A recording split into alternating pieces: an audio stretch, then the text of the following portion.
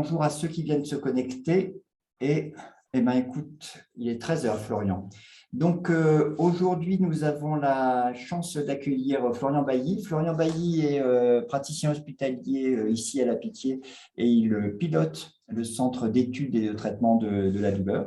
Et puis, par ailleurs, donc, il est très impliqué dans la section rachis de la SFR, donc il connaît très bien également toute la pathologie rachidienne et a activement participé aux recommandations de la lombalgie qui ont été faites en 2019 et 2020.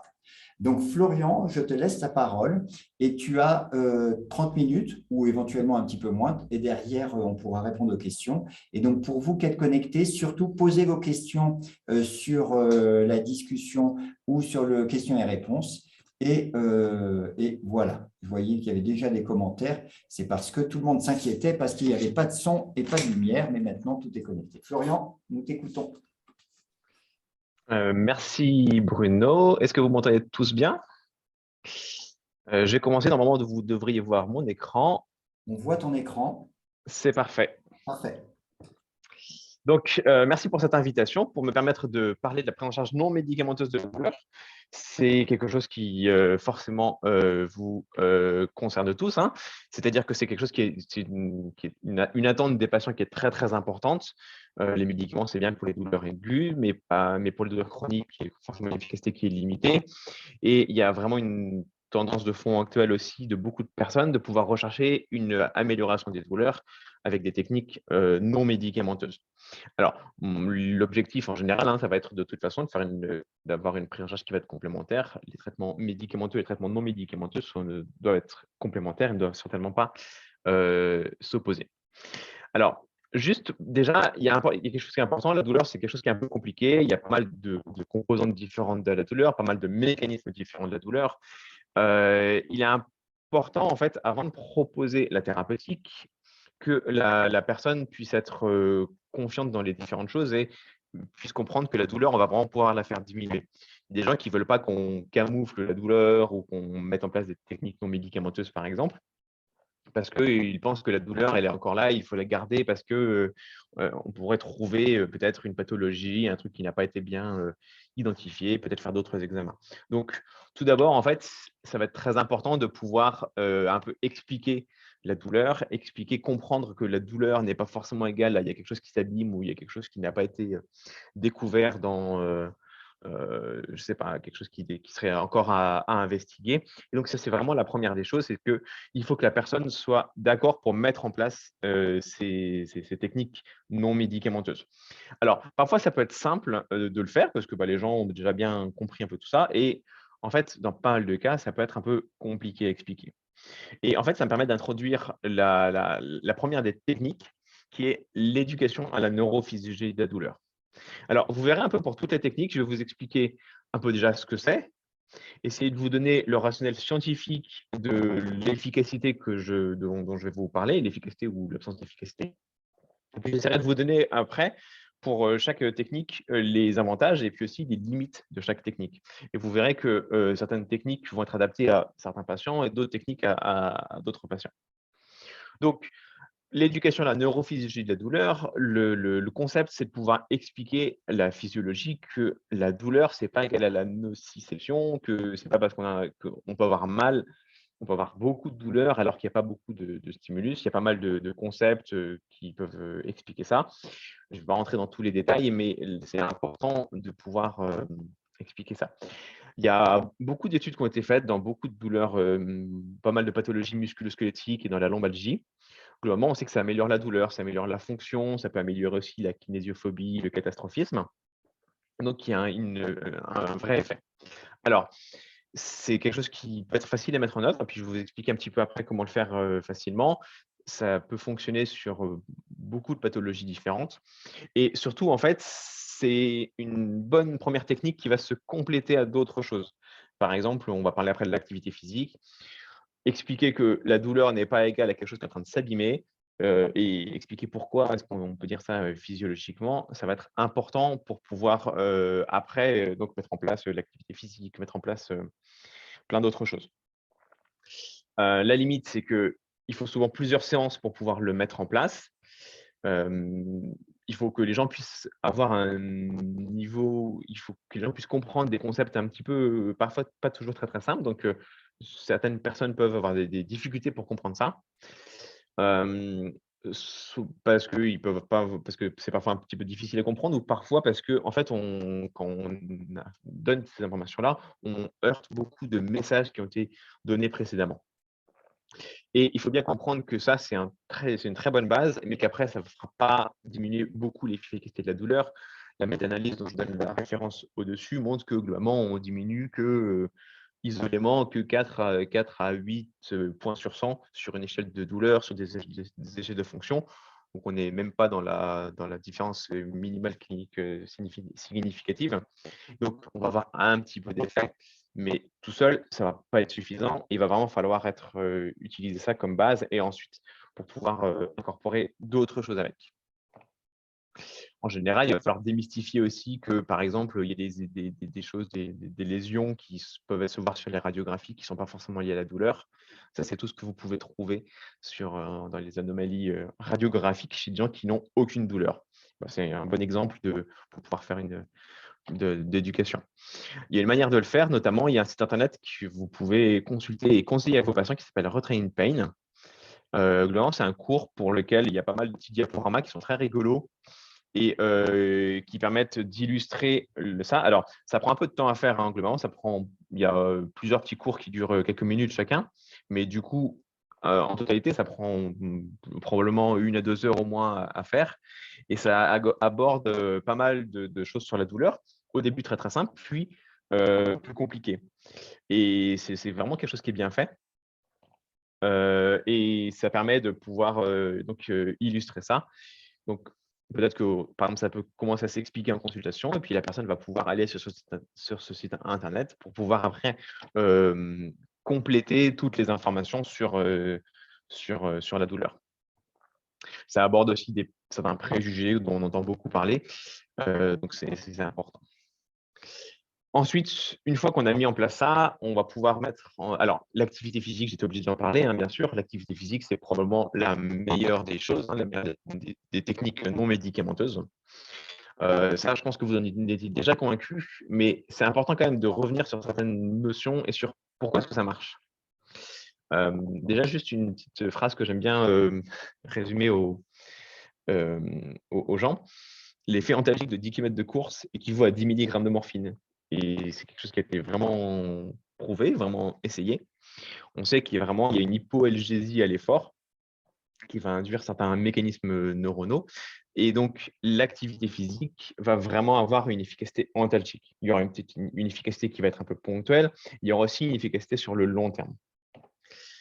Alors, scientifiquement, l'activité physique, souvent, on va dire, par exemple, on va vous renforcer le dos, vous allez dans le cas d'une lombalgie, on va renforcer le quadriceps quand on a de l'arthrose, d'une gonarthrose. En fait, l'activité physique ne fonctionne pas ou peu par rapport à une amélioration d'une capacité musculaire, par exemple. Et les gens qui pratiquent l'activité physique, qui se renforcent les muscles ou qui ne se renforcent pas les muscles, ça ne change rien à l'efficacité. Il y a des mécanismes anti-inflammatoires liés à l'activité physique. Il y a des libérations d'endorphines. Il y a des mécanismes qui vont moduler la neuroplasticité et donc qui vont pouvoir permettre de modifier la douleur. Il y a des mécanismes également au niveau de l'humeur. C'est important de comprendre qu'il y a beaucoup de mécanismes qui vont être impliqués dans l'efficacité de l'activité physique. Et donc, il n'y a pas une seule chose spécifique. Par exemple, dans la lombalgie, si vous faites des exercices pour le dos, par exemple du renforcement musculaire lombaire, ou alors des exercices qui n'ont rien à voir, eh ben, les deux vont fonctionner aussi bien. Ça ne sert à rien d'aller renforcer juste le dos. Et en fait, il faut faire n'importe quelle activité physique. Ça, c'est un autre exemple. Ce sont les études qui montraient une efficacité dans le cadre de la gonarthrose. Vous voyez qu'en fait, il n'y a pas une activité physique qu'on peut recommander, il y a énormément d'activités physiques différentes. Le tai chi, le yoga, le vélo, le renforcement, les activités aquatiques. Il y a vraiment beaucoup, beaucoup de choses qui peuvent être réalisables. Et donc, c'est ça, c'est quelque chose qui est très intéressant justement pour pouvoir la mettre en place. Dans la lombalgie, c'est pareil, hein. On peut globalement tout faire quand on a mal au dos. Alors, on ne fera pas tout à n'importe quelle intensité, parce que la limite, c'est que on peut déclencher certaines douleurs sur le moment. Mais si on le fait avec un fractionnement, avec une intensité au début un peu moindre et qu'on va fractionner, peut-être si besoin en accompagnant la personne, par exemple avec de la kinésithérapie, et bien globalement, on pourra faire n'importe quelle activité physique. Donc ça, c'est un point qui est très important parce que beaucoup de personnes pensent qu'il faut faire telle activité, mais il faut faire juste de la piscine ou juste une activité. Et en fait, ils vont pas la faire parce que ça va pas les encourager. C'est important de comprendre que la meilleure activité, c'est celle qui fait plaisir aux gens et c'est celle qui sera poursuivie sur le long terme. Le plus compliqué, c'est au début de commencer l'activité et d'avoir l'activité qui va se maintenir. Personnellement, je compare un peu l'activité physique, je dis que l'activité physique, c'est comme un médicament antalgique, vraiment, et que, ça peut être, bénéfique d'en faire un peu tous les jours et que par contre, on va pas faire, une dose très importante une seule fois la semaine parce que du coup, on peut avoir par exemple, un peu plus de douleur, ponctuellement. Il vaudra mieux la fractionner. Voilà. L'intérêt, c'est qu'une fois qu'on a expliqué tout ça, une fois qu'on a expliqué que c'est pas lié à un renforcement d'un tel muscle ou ce genre de choses-là, vous voyez qu'en fait, il y a de très, très nombreuses modalités et que vraiment on peut le réaliser sur le long terme et c'est vraiment une des forces, principales. Les limites, c'est que, déjà, il faut pouvoir enlever la crainte d'abîmer quelque chose, comprendre que quand on fait de l'activité physique, même, par exemple, quand on fait la course à pied, qu'on est lombalgique ou qu'on a eu de l'arthrose du genou, en fait, on va pas plus abîmer le cartilage du genou, on va pas plus abîmer, les disques au niveau du dos. Ça a été scientifiquement prouvé, hein, tout ce que je vous dis. Mais donc il faut vraiment l'expliquer à la personne avant et voilà. Et il faut aussi apprendre que, il peut y avoir des petits pics douloureux un peu au décours de l'activité physique, que c'est pas quelque chose qui va marcher sur le moment, mais que c'est quelque chose qui fonctionnera sur le long terme. Alors, sur le côté, physique toujours, je suis obligé de parler des thérapies, des techniques manuelles qui sont faites souvent, alors quelquefois par des médecins, souvent par des kinés, des ostéopathes ou des chiropracteurs. Globalement, il y a quelques petites preuves d'efficacité dans la lombalgie quand même. Il y a un effet placebo qui est très important, notamment avec tous les bruits de craquement qui participent énormément à l'effet placebo. Néanmoins, il y a quand même pas mal de limites. C'est un concept très biomédical. Il y a beaucoup de charlatanisme dans ces pratiques-là et de personnes qui utilisent des techniques un peu traditionnelles, c'est-à-dire de circulation d'énergie, qui ne sont pas du tout scientifiques. Ça induit des fausses croyances, c'est-à-dire que, les personnes qui viennent et puis on leur dit: «Il faut faire par exemple, un ajustement lombaire», c'est-à-dire qu'il y a une vertèbre qui serait un peu décalée. En fait, on induit que le problème vient d'une vertèbre qui serait décalée. C'est pareil que pour expliquer que les intestins seraient mal placés et qu'il va falloir faire des manipulations digestives. Il y a vraiment des fausses croyances parce que c'est juste des choses qui ne sont pas du tout scientifiques. En plus, on est dépendant d'un thérapeute et en général, la séance coûte cher. Alors, sur les techniques psychologiques ou psychocorporales ou comportementales, alors, il y a les psychothérapies un peu de soutien pour lesquelles, pour l'instant, on n'a pas beaucoup de c'est difficile d'avoir des données scientifiques parce que c'est des choses qui ne sont pas standardisées. La chose qui est la plus standardisée dans les psychothérapies, alors même si ça peut être fait par d'autres personnes que des psychologues, sont les thérapies cognitivo-comportementales. Globalement, c'est-à-dire que quand il y a quelque chose qui arrive, on peut avoir des pensées qui sont associées. Par exemple, il y a un événement, on aura des pensées, on aura des émotions et on aura une réaction face à une situation. Tout ce que je vous dis là, en fait, c'est ce qu'on a tout le temps en permanence et on ne s'en rend pas compte, en fait. C'est quelque chose Ce sont des mécanismes cognitifs, automatiques. L'idée, c'est que, on va en fait prendre conscience de ça, on va prendre conscience de tous ces mécanismes et on va voir pour pouvoir modifier le comportement ou les émotions que l'on va avoir face à une, situation. Donc, c'est des choses qui sont faites en groupe. Il y a pas mal d'intérêt de toutes les techniques de groupe parce que les gens, ils voient qu'ils ne sont pas seuls à avoir des peurs. Les gens vont s'entraîner les uns les autres et comprendre des situations les uns des autres. Et pour pouvoir, justement, apprendre à faire cette distinction entre il y a une situation, je pense telle chose, j'ai telle émotion et j'ai telle réaction. Et comme ça, certaines situations peuvent arriver et on va réagir d'une autre manière. Donc on va un peu modifier notre manière de penser en très, très, très, très résumé et synthétique. L'effet de groupe est vraiment intéressant. Il y a pas mal d'études qui montrent que c'est aussi efficace quand on le fait sur internet que, que quand on le fait en présentiel. La principale limite de ça, ce sont les difficultés d'accès, parce que les TCC sont parfois faisables par rapport à des pathologies. Donc, ça existe pour la fibromyalgie, ça existe pour la lombalgie, par exemple. Néanmoins, ça n'existe pas partout. Il faut avoir des personnes qui sont formées à ces techniques-là. Et donc, c'est pas toujours simple, typiquement quand on est en libéral, par exemple, de pouvoir accéder à ce type de technique. Néanmoins, c'est quand même vraiment quelque chose qui a une efficacité qui fonctionne pas uniquement à court terme, mais qui a vraiment une efficacité sur le long terme, à la fois sur les douleurs et sur les fonctions. Alors, une autre technique qui est un petit peu proche, qui est la méditation pleine conscience. La méditation pleine conscience, on dit que c'est un état de conscience dans lequel on est attentif à l'instant présent, sans mettre trop des émotions liées à ça. Et donc, on va vraiment percevoir les choses et on va essayer de détacher les sensations des pensées qu'on va voir.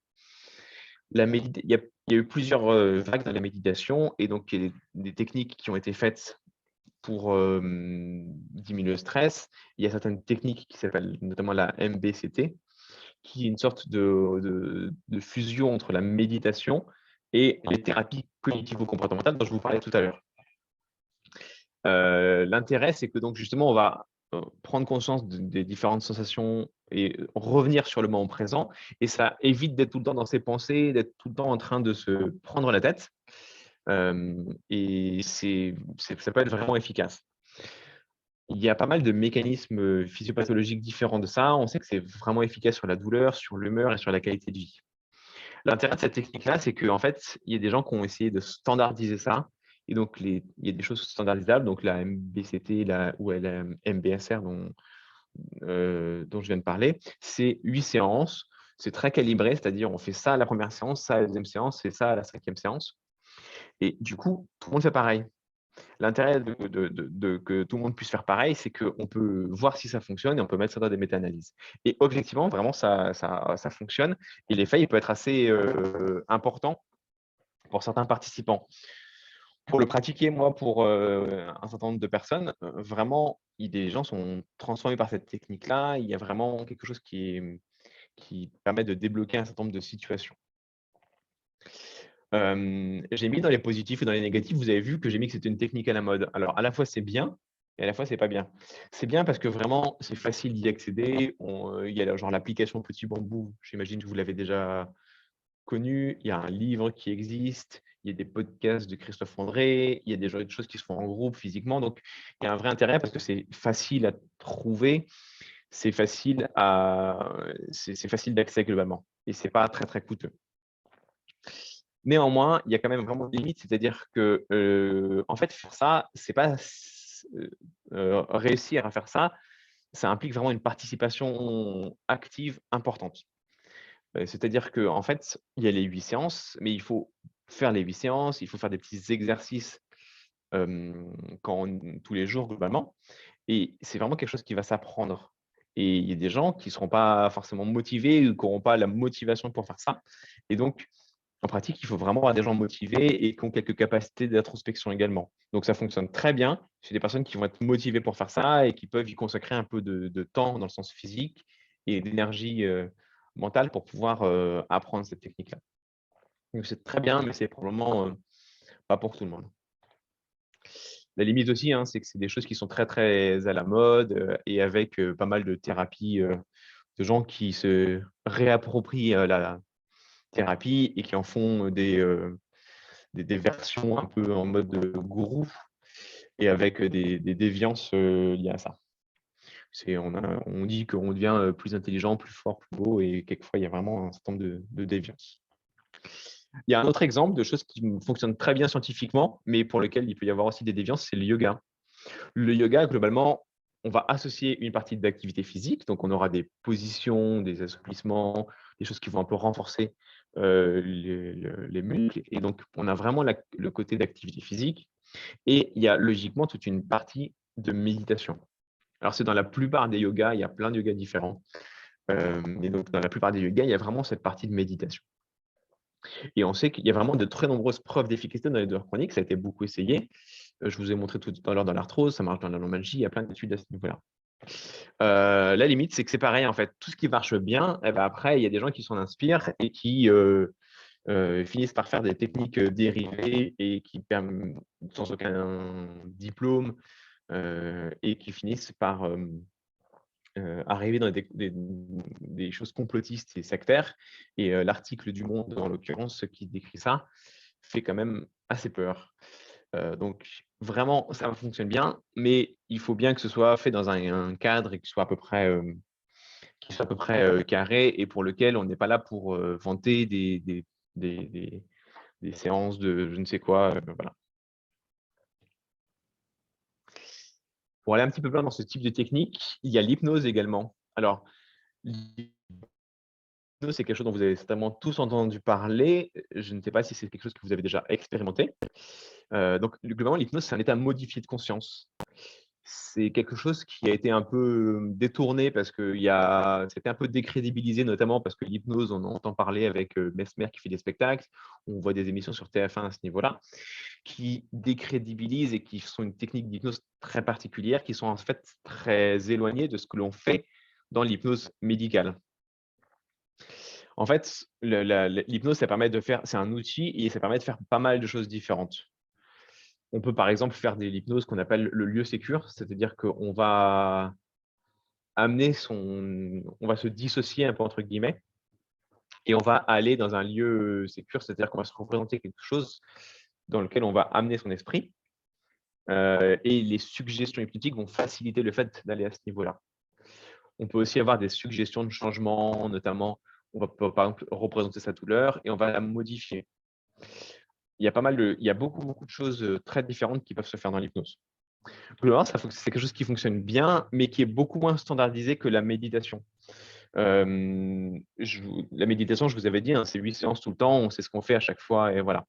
L'hypnose, il y a pas mal de gens qui peuvent être améliorés par ça, mais comme c'est pas standardisé, scientifiquement, on a quand même beaucoup moins de preuves d'efficacité de l'hypnose, alors qu'en pratique, ça semble marcher au moins autant que la méditation, par exemple. Certaines techniques peuvent permettre de faire de l'auto-hypnose. Et donc, la technique du lieu de sécurité, bah, c'est quelque chose que l'on pratique d'abord avec la personne, et puis après, la personne apprend à le faire toute seule et peut l'utiliser dans sa vie quotidienne. Ça, c'est très bien parce que justement, on va autonomiser la personne. Néanmoins, il y a d'autres techniques pour lesquelles on est un peu plus dépendant du thérapeute, et ça, c'est toujours moins bien quand on est face à des gens qui ont des douleurs chroniques. Parce que le truc, c'est que si on fait de l'hypnose toutes les semaines ou toutes les 2 semaines, un peu sur le long cours, c'est souvent quelque chose qui est très coûteux, qui est pas forcément qui est en ville, qui est assez cher, et pour lequel donc du coup, on a une limitation sur l'accessibilité de cette technique. Et je précise qu'en fait, l'hypnose, c'est faisable par quasiment tout le monde. Il y a de l'hypnose de spectacle où ça correspond à des choses très particulières et c'est pas faisable pour beaucoup de monde. L'hypnose médicale, on n'a pas besoin d'arriver dans un truc très profond sur le plan cognitif, et c'est faisable pour beaucoup de monde. Donc c'est vraiment quelque chose qui est disponible pour pas mal de personnes. Ici, vous avez des annuaires de là où vous pouvez trouver par exemple des personnes qui font de l'hypnose, avec des associations qui regroupent des gens globalement fiables. Il y a un livre aussi, par exemple, qui permet d'illustrer. Il y a pas mal de livres différents qui permettent d'expérimenter ça. Les techniques d'hypnose, ça inspire aussi pas mal de techniques complémentaires. Et donc, par exemple, il y a la musicothérapie qui finalement ressemble pas mal à de l'hypnose, mais avec la musique, où en essayant en modifiant le rythme, on va pouvoir essayer d'induire des choses un peu proches. Bon, néanmoins, les preuves scientifiques sont assez faibles de cette technique-là. Il y a pas mal de choses qui sont un peu proches de ce que je viens de vous expliquer. La relaxation, la sophrologie et des techniques de réalité virtuelle qui permettent aussi de faire un peu des choses, on va dire, un peu proches de l'hypnose. Je ne vais pas rentrer dans tous les détails de chaque technique. Probablement que ces techniques-là sont bénéfiques, mais néanmoins, il y a moins de preuves scientifiques de leur efficacité. Voilà. Alors, après, par exemple, la sophrologie, techniquement, il y a beaucoup moins de preuves que la méditation. Néanmoins, si par exemple la personne elle a accès à la sophrologie, bah, pourquoi pas, hein, ça peut être quelque chose qui peut se faire, parce que la meilleure technique, c'est aussi celle qui pourra se faire un peu facilement et proche du domicile de la personne, sans que ce soit trop compliqué à mettre en place. Alors, il y a certaines techniques plus physiques également. Je suis obligé un petit peu de parler de l'acupuncture parce que c'est quelque chose pour lequel on a beaucoup de questionnements par les patients très régulièrement. Et je pense que quand on pose la question aux gens de est-ce qu'ils ont fait des techniques non médicamenteuses, je crois que c'est le premier truc qu'ils nous répondent, hein. Donc, s'ils ont fait de l'acupuncture ou pas. Alors, c'est basé sur des théories traditionnelles chinoises, notamment avec le principe d'une sorte de dysrégulation de la circulation des humeurs. Donc, comme vous voyez, c'est pas très scientifique. Globalement, quand on fait acupuncture versus soins usuels, l'acupuncture, ça marche toujours bien. Néanmoins, quand on regarde par rapport à des schémas acupuncture, c'est-à-dire qu'il y a des techniques où on peut vraiment faire des vrais placebos, en fait. C'est-à-dire que on plante l'aiguille, mais en fait, il y a des aiguilles rétractables. Et donc, avec les aiguilles rétractables, du coup, ça permet de vraiment faire un placebo. Et là, du coup, sham acupuncture versus acupuncture, alors ça dépend des études, mais il y en a quand même pas mal qui montrent qu'il n'y a pas de différence. Ce qui est intéressant, c'est que quand on met la naloxone, l'acupuncture, ça ne fonctionne plus. Alors, c'est un peu comme le placebo aussi, hein. Il y a un effet des opioïdes endogènes qui permet probablement de moduler au moins une partie de cette efficacité. Alors, c'est très facilement accessible parce que l'acupuncture a un code CCM et donc les médecins peuvent le facturer notamment. Et donc, ce n'est pas quelque chose qui est très compliqué à trouver. Néanmoins, on est dépendant du thérapeute et scientifiquement, ça repose quand même sur des techniques pas du tout scientifiques. Les techniques physiques, alors le chaud, le froid, les orthèses, les ceintures, c'est toujours des techniques non médicamenteuses qui sont des petits moyens qui peuvent aider. Alors, ça aura plutôt une efficacité juste sur le moment, sur le court terme. Néanmoins, ça peut être utile si on va les associer à des traitements de long terme.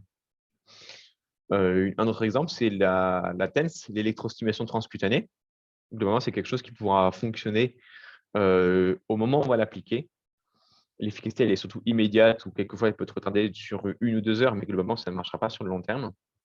Néanmoins, logiquement, il faut pouvoir apprendre à l'utiliser. On peut prescrire des appareils de TENS, mais logiquement, les prescriptions sont réservées au centre de la douleur parce qu'en fait, il faut pouvoir apprendre à les utiliser. Et le remboursement donc, est normalement limité à ça.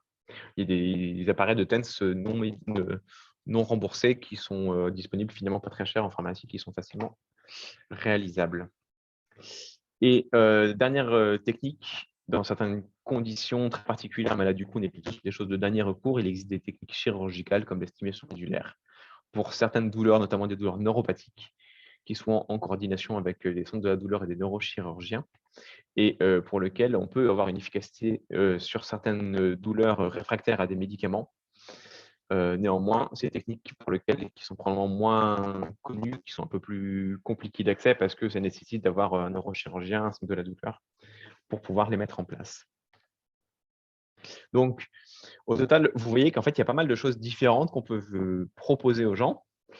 Vraiment, ça peut se faire pour toutes les douleurs, d'accord? C'est pas chez les gens qui ont juste une fibromyalgie que l'on peut proposer ça.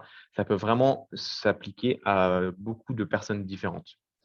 C'est très important de faire une évaluation de la douleur de la personne, évaluer est-ce qu'il est d'accord pour participer lui-même. Beaucoup de gens vont attendre que ce soit quelqu'un d'autre qui lui amène la solution, alors qu'en vrai, les meilleures choses qui fonctionnent le mieux sur le long terme, c'est quand la personne apprend elle-même et met en place la technique. Il faut voir un peu en fonction de ce que localement vous avez à disposition, parce que tout n'est pas disponible partout forcément, et un certain nombre de choses sont un peu limitées sur le plan parce que ça coûte de l'argent.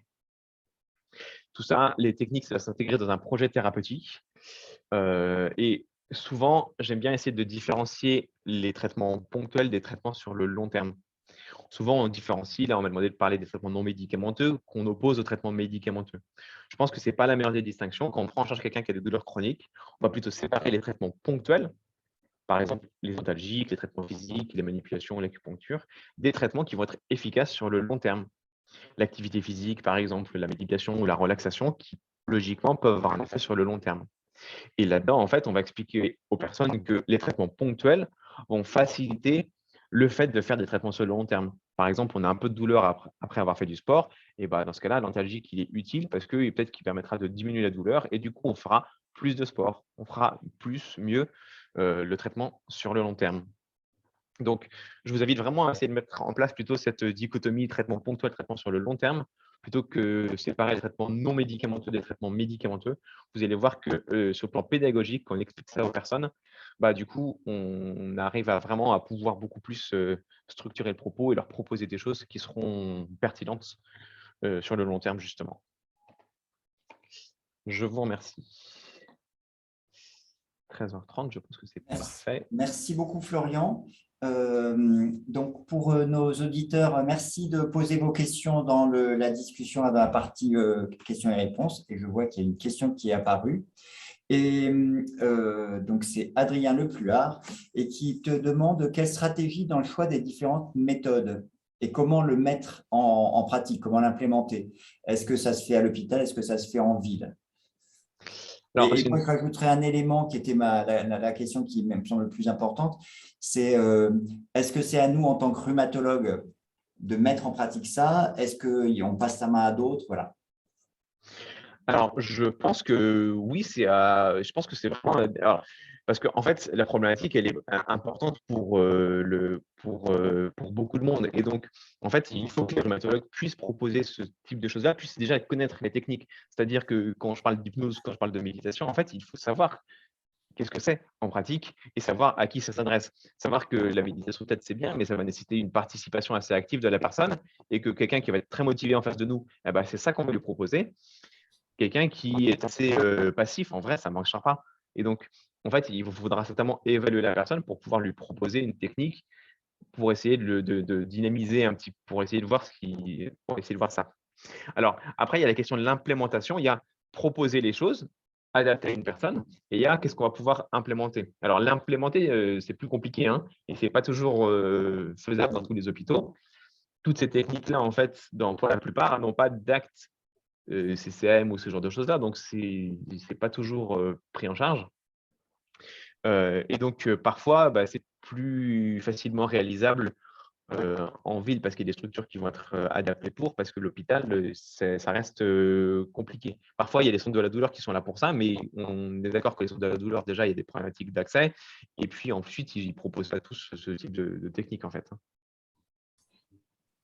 Est-ce que tu penses que, par exemple, tu as noté pour la sophrologie, pour l'hypnose, qu'il y avait des praticiens en ville, qu'on pouvait envoyer les gens. Dans ton expérience, est-ce que quand tu recommandes, tu conseilles ça, les gens y vont sur ou est-ce que finalement, ils s'attendent à ce que ce soit vraiment initié à l'hôpital? Alors, ils ne s'attendent pas forcément à ce que ce soit initié à l'hôpital. Par contre, ils vont attendre d'avoir des noms précis. C'est-à-dire, je vais vous conseiller telle personne qui fait de l'hypnose et je sais qu'elle est bien, elle s'occupe elle fait de l'hypnose pour les gens qui ont des douleurs, dans votre cas, des douleurs sur les polyarthrites ou sur de l'arthrose, par exemple. C'est ça que les personnes vont attendre. C'est-à-dire une personne spécifique. Et voilà, et si c'est fait en ville, mais que c'est la personne recommandée, oui, je pense que ce sera bien. Voilà. Alors que là, j'ai mis des annuaires, mais quand on dit aux gens d'aller consulter un annuaire et puis de choisir un peu sur la liste, en vrai, ça ne fonctionne pas très bien. D'accord. Et un complément également sur l'activité physique. Quelle place il y a pour la prescription des activités physiques? Est-ce que c'est un conseil qu'on donne ou est-ce qu'on prescrit des activités physiques adaptées, par exemple? Alors, il y avait une étude qui était montrée à la SFR il y a 2 ans, je crois, et c'était juste, si on dit activité physique versus on fait une ordonnance et on marque dessus « faites de l'activité physique ». Les gens à qui on avait fait une ordonnance, c'est-à-dire on avait prescrit sur une ordonnance comme ce qu'on prescrit un médicament, avaient plus pratiqué d'activité physique après. Donc, ça, c'est intéressant de voir que on peut l'implémenter comme ça, c'est une bonne manière de faire. Okay. Et comment ça se prescrit finalement? Alors, l'activité physique, ça va être d'identifier qu'est-ce qui est faisable facilement. En fait, ce qui est c'est qu'il va falloir probablement fractionner l'activité.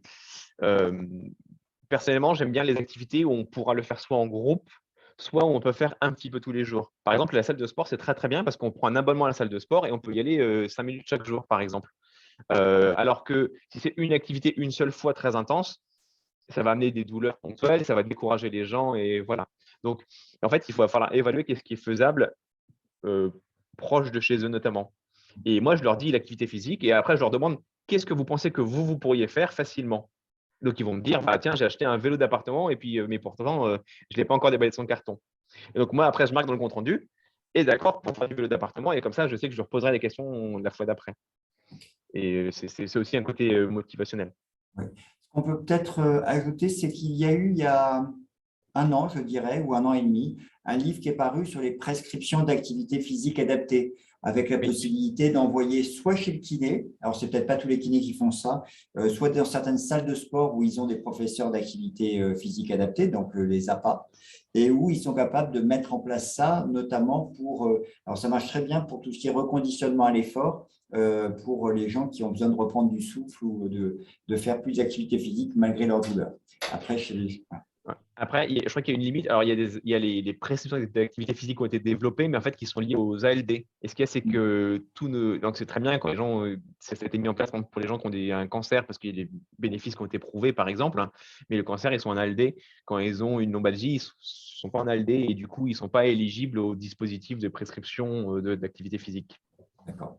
Et peut-être qu'on peut aussi mentionner à l'ACR, il y a eu une étude sur les patients en fatigue chronique, donc le syndrome de fatigue chronique, où c'était un essai randomisé, activité physique versus thérapie cognitivo-comportementale versus placebo, ou les deux combinés. Et ce qui marchait bien pour la fatigue, c'était principalement l'activité physique plus que les TCC.